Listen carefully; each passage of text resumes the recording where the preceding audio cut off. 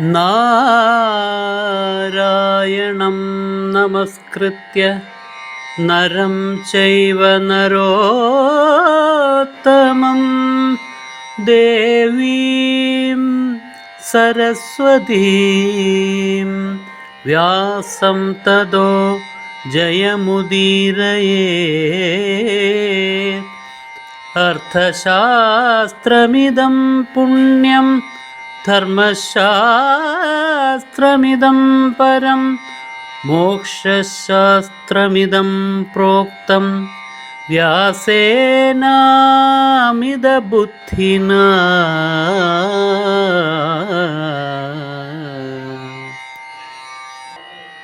ആ സാധനാ പദ്ധതികളിലൂടെ തെളിഞ്ഞു കിട്ടുന്നത് സർവത്ര വ്യാപിച്ചു നിൽക്കുന്ന പരമാത്മാവ് അത് നമുക്ക് കാണിച്ചു തന്നു, പറഞ്ഞു തന്നു.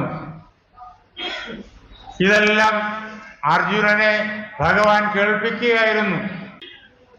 എന്നിട്ട് അർജുനനോട് ഭഗവാൻ പറഞ്ഞു, ആ പരമാത്മാവ് ഞാൻ തന്നെയാണ്, അഥവാ നീ തന്നെയാണ്. ഞാനും നീയും രണ്ടില്ല. നീ അത് തൽക്കാലം മനസ്സിലാക്കുന്നില്ല, ഞാനത് പ്രത്യക്ഷമായിട്ട് അനുഭവിച്ചറിയുന്നു. ഇത്രയേ ഉള്ളൂ നമ്മൾ തമ്മിലുള്ളതായ വ്യത്യാസം. ആ പരമാത്മാവിൽ അഥവാ എന്നിൽ ഈ പ്രപഞ്ച പദാർത്ഥങ്ങളെല്ലാം ഉണ്ടാകുന്നു. എൻ്റെ തന്നെ മായ, എൻ്റെ തന്നെ സങ്കല്പത്താൽ വികസിച്ചിട്ട് ജീവനുള്ളതും ജീവനില്ലാത്തതുമായ പ്രപഞ്ച പദാർത്ഥങ്ങളെ ഉണ്ടാക്കി കാണിക്കുന്നു. ആ പദാർത്ഥങ്ങളുടെ സംഖ്യ എടുക്കുക സാധ്യമല്ല. അവയെല്ലാം തന്നെ എൻ്റെ വിഭൂതികളാണ്.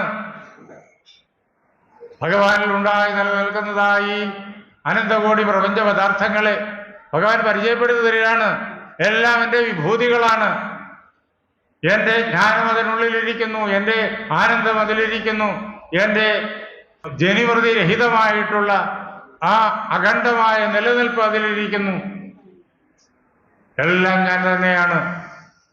അങ്ങനെയുള്ള ഭഗവാന്റെ ഈ പ്രപഞ്ചത്തിലുള്ള അനന്തമായ രൂപങ്ങളെ, ഭഗവാന്റെ വിഭൂതികളെ ഭഗവാൻ നമുക്ക് പരിചയപ്പെടുത്തി തരികയാണ്. ഭഗവാനിൽ ഉണ്ടായി നിലനിൽക്കുന്ന വിഭൂതികളെ, അതാണ് നാം ഇന്ന് രാവിലെ കേട്ടത്. സർവത്ര നിറഞ്ഞു നിൽക്കുന്ന അഖണ്ഡമായിരിക്കുന്ന സച്ചിദാനന്ദത്തിൽ ഉണ്ടായി നിലനിൽക്കുന്ന വിഭൂതികൾ. ആദിത്യാനാം അഹം വിഷ്ണു. ആദിത്യന്മാരുടെ കൂട്ടത്തിൽ ഞാൻ വിഷ്ണുവാണ്. 12 ആദിത്യന്മാർ. ആദിത്യന്മാര് 12 എന്നുള്ളത് അനേകം അർത്ഥമണ്ഡലങ്ങളുണ്ട്. എളുപ്പത്തിൽ പറയാം, 12 മാസങ്ങളെ ആസ്പദമാക്കിക്കൊണ്ട് ആദിത്യനെ 12 കാണുന്നു എന്ന് എളുപ്പത്തിൽ പറഞ്ഞു വെക്കാം. അത് മാത്രമല്ല, അനേകമുണ്ട് തലങ്ങൾ. ആ ആദിത്യൻ പരമമായ ആദിത്യൻ വരെയാണ്. നമുക്ക് ഈ വിദ്യ പഠിപ്പിച്ചു തരുന്ന വാസുദേവകൃഷ്ണൻ തന്നെയാണ് ആ പരമമായ ആദിത്യൻ. നമുക്കത് വളരെ വിസ്തരിച്ച് അഗസ്ത്യ മഹർഷി രാമായണത്തില് യുദ്ധകാണ്ഡത്തില് കേൾപ്പിച്ചു തന്നിട്ടുണ്ട്. ആദിത്യ ഹൃദയം എന്നുള്ള ആ മഹാമന്ത്രം. അതിനകത്ത് നമ്മോട് പറയും, ഈ ലോകത്തിൽ എന്തൊക്കെയുണ്ടോ അതൊക്കെ ആദിത്യനാണ്. ബ്രഹ്മനും വിഷ്ണുവും ശ്രീ മഹാദേവനും ഷൺമുഖൻ താനും പ്രജാപതി വൃന്ദവും അർക്കചന്ദ്രന്മാരും, ഇങ്ങനെ ഈ പ്രപഞ്ചത്തിലുള്ള എല്ലാം, നമ്മൾ ഉദാത്തമായ മണ്ഡലങ്ങളിൽ കാണുന്നതെല്ലാം, ആകെ ഏറ്റവും ഉയർന്ന മണ്ഡലത്തില് ലോകത്തിന്റെ സൃഷ്ടിക്രമം വെച്ച് നോക്കുമ്പോൾ ഏറ്റവും ഉയർന്നതായ സത്യലോകം മുതല് ഏക ഭൂലോകം വരെയും, ഇനിയോ അതല വിതലാദികളിലും പാതാളം വരെയുള്ള അതല വിതലാദികളിലും ഒക്കെ നിറഞ്ഞു നിൽക്കുന്നതെല്ലാം ഇതെല്ലാം ആ ആദിത്യൻ തന്നെയാണ് എന്ന് നമുക്ക് പറഞ്ഞു തരും. ഇതാണ് വിഭൂതി യോഗത്തിൽ കേട്ടത്. അതിൽ അനേകം പ്രധാനപ്പെട്ട വിഭൂതികളെ മാത്രം കേൾപ്പിച്ചു. കാരണം ഇതിന് അവസാനമില്ല. അതുകൊണ്ട് അതെല്ലാം പറഞ്ഞു കേൾപ്പിക്കാൻ പറ്റൂല. അതെല്ലാം പറഞ്ഞുകൊണ്ട് നിൽക്കേണ്ട കാര്യവുമില്ല. അതുകൊണ്ട് ഏതാനും എണ്ണം മാത്രം മനസ്സിലാക്കാൻ സൗകര്യത്തിന് ഞാൻ പറഞ്ഞു കേൾപ്പിക്കാം. ഇതാ കേട്ടുകൊള്ളൂ എന്ന് പറഞ്ഞിട്ടാണ് ആദിത്യാനാം അഹം വിഷ്ണു എന്ന് പറഞ്ഞ് അങ്ങ് ബ്രഹ്മവിഷ്ണു മഹേശ്വരന്മാരെയും ദേവാദികളെയും ദേവരാജാവായ ഇന്ദ്രനെയും അതേപോലെ ദിവ്യലോകങ്ങളിൽ വസിക്കുന്നതായ ഋഷിവര്യന്മാരെയും പിന്നെ ഭൂർലോകത്തിൽ വസിക്കുന്നതായ യക്ഷന്മാരെയും കിന്നരന്മാരെയും പുരുഷന്മാരെയും സിദ്ധന്മാരെയും ചാരണന്മാരെയും എല്ലാവരെയും ഭൂലോക നിവാസികളായുള്ള മനുഷ്യരെയും മൃഗങ്ങളെയും പക്ഷികളെയും വൃക്ഷങ്ങളെയും വള്ളികളെയും മഹാപർവ്വതങ്ങളെയും അതേപോലെ നദികളെയും സമുദ്രങ്ങളെയും പിന്നെയോ അതല വിതല സുതലാദികളായി പാതാളം വരെയുള്ള ലോകങ്ങളില് തലങ്ങളില് വസിക്കുന്ന എല്ലാറ്റിനെയും അതിൽ ഏറ്റവും വിഭൂതിമത്തായിട്ടുള്ള എല്ലാറ്റിനെയും കുറെ എണ്ണത്തിന്റെ പേര് നമുക്ക് കേൾപ്പിച്ചു തന്നു. നമ്മുടെ കണ്ണുകളില് ഇപ്പോ സൂക്ഷ്മലോകങ്ങളിലുള്ളതിനെ കാണാൻ കഴിയില്ലെങ്കിലും നമ്മുടെ ഈ കണ്ണുകളിൽ ഭൂലോകത്തിലുള്ളതിൽ കുറെ എണ്ണത്തിനെ കാണാം. മനുഷ്യരെ കാണാം, മൃഗങ്ങളെ കാണാം. ലോകത്തുള്ള എല്ലാ മനുഷ്യരെയും നമ്മൾ കാണുന്നില്ല, എല്ലാ മൃഗങ്ങളെയും കാണുന്നില്ല, എല്ലാ പക്ഷികളെയും കാണുന്നില്ല. എങ്കിലും കുറെ മനുഷ്യരെയും മൃഗങ്ങളെയും പക്ഷികളെയും ഒക്കെ കാണാം. അവയെല്ലാം വേറെ വേറെ വേറെ വേറെ വേറെയാണ് എന്നാണ് നമ്മൾ കാണുന്നത്. ഓരോ മനുഷ്യനും വേറെ വേറെയാണ്, ഓരോ മൃഗവും വേറെ വേറെയാണ്, ഓരോ പക്ഷിയും വൃക്ഷവും വേറെ വേറെയാണ്, ഓരോ മണൽത്തരിയും വേറെയാണ്.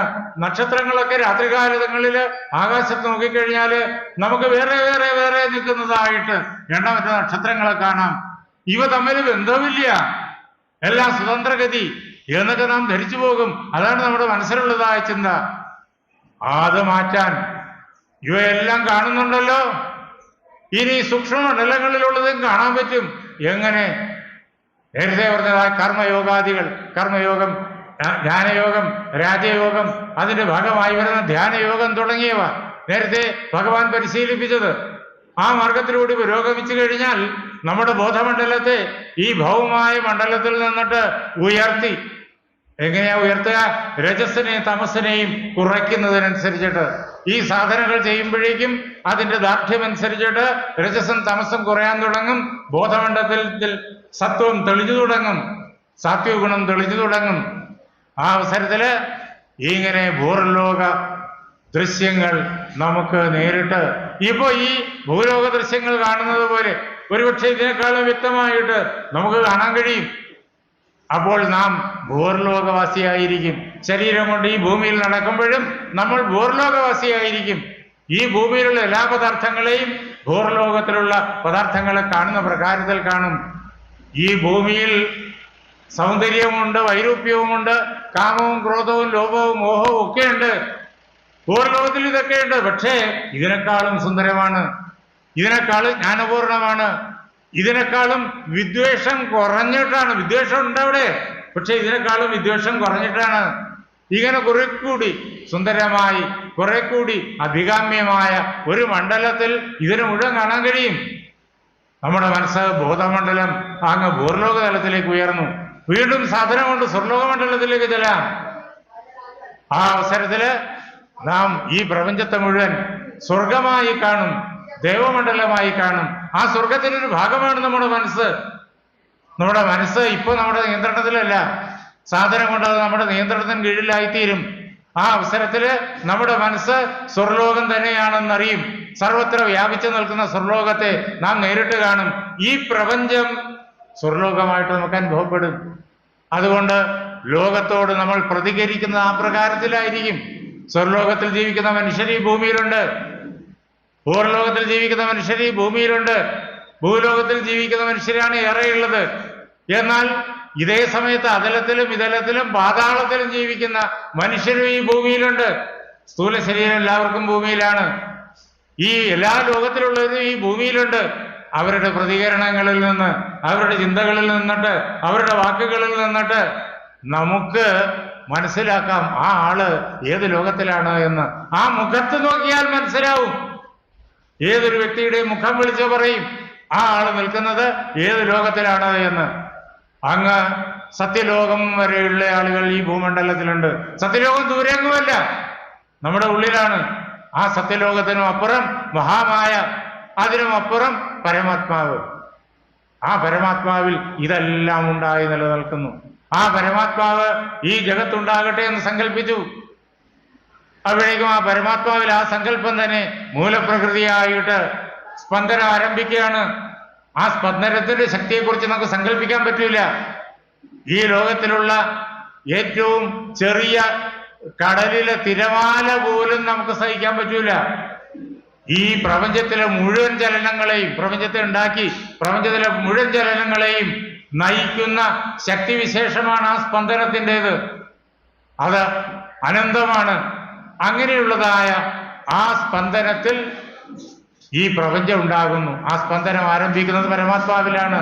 അത് മൂലപ്രകൃതി, അത് തുടർച്ചയായി നടക്കുന്നു. അതിൽ നിന്ന് മഹത്തത്വം, ഇതെല്ലാം നമ്മുടെ ഉള്ളിലാണ്. പരമാത്മാവ് നമ്മുടെ ഉള്ളിൽ, നാം തന്നെയാണ് പരമാത്മാവ്. ആ പരമാത്മാവിൽ മൂലപ്രകൃതി നമ്മുടെ ഉള്ളിലാണ്. നാം മറന്നുപോയി എന്ന് മാത്രം. ആ മൂലപ്രകൃതി നിന്നിട്ട് മഹത്തത്വം, ആ മഹത്തത്വത്തിൽ നിന്നിട്ട് അഹങ്കാരതത്വം, ആ അഹങ്കാര തത്വത്തിൽ നിന്നിട്ട് ശബ്ദതത്വം, അതിൽ നിന്ന് സ്പർശതത്വം, അതിൽ നിന്ന് രൂപതത്വം, അതിൽ നിന്ന് രസതത്വം, അതിൽ നിന്ന് ഗന്ധതത്വം. ഇതെല്ലാം മൂലപ്രകൃതിയുടെ ശക്തിവിശേഷത്തിൽ നിന്നിട്ട് ഉണ്ടാകുന്നതാണ്. മൂലപ്രകൃതി മഹത്തത്വം, അഹങ്കാരതത്വം, ശബ്ദസ്പർശ രൂപരസ ഗന്ധതത്വങ്ങളെല്ലാം മൂലപ്രകൃതിയിൽ നിന്നിട്ട് പരമാത്മാവിന്റെ അനുഗ്രഹത്താൽ നിരന്തരം ഉണ്ടാകുന്നതാണ്. പരമാത്മാവ് ഒന്നും ചെയ്യുന്നില്ല. മൂലപ്രകൃതിക്ക് സ്പന്ദനത്തിലുള്ള അനുവാദം കൊടുത്തു, അത്രയേ ഉള്ളൂ. അതിനുള്ള ശക്തിയും കൊടുത്തു, അതിനുള്ള ജ്ഞാനവും കൊടുത്തു. മൂലപ്രകൃതി പ്രവർത്തിച്ചു കൊണ്ടേയിരിക്കുന്നു. ഇനി ഇതിൽ നിന്നിട്ട് മനസ്തത്വം ഉണ്ടാകുന്നു. എങ്ങനെ? ഈ മൂലപ്രകൃതിയുടെ സാത്വികാംശത്തിൽ നിന്നിട്ട് മനസ്തത്വം ഉണ്ടാകുന്നു. അതേപോലെ തന്നെ കണ്ണ്, മൂക്ക്, നാക്ക്, ത്വക്ക്, ചെവി എന്നുള്ളതായ ജ്ഞാനേന്ദ്രിയങ്ങൾ ഉണ്ടാകുന്നു.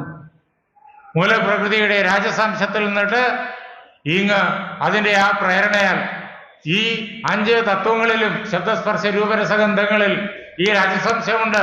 അതിൽ നിന്നിട്ട് നമ്മുടെ പ്രാണങ്ങൾ ഉണ്ടാകുന്നു. അതേപോലെ തന്നെ നമ്മുടെ കർമ്മേന്ദ്രിയങ്ങൾ ഉണ്ടാകുന്നു. മൂലപ്രകൃതിയുടെ താമസാംശം അത് ശബ്ദസ്പർശ രൂപരസഗന്ധ തത്വങ്ങളിലുണ്ട്.